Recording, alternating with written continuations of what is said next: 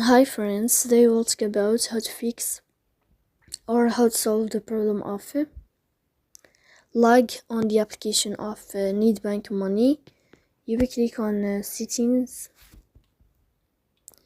Here in this page you will go to the window of apps, default apps, app settings.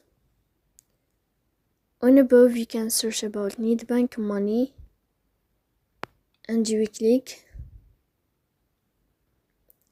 Here in this page you can click on first stop and you can click OK. Then you will enter to the window of storage.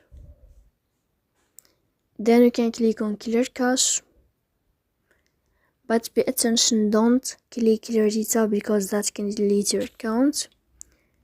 In the end you can turn off your phone and you can turn on your phone again. So please don't forget to support us by like and subscribe.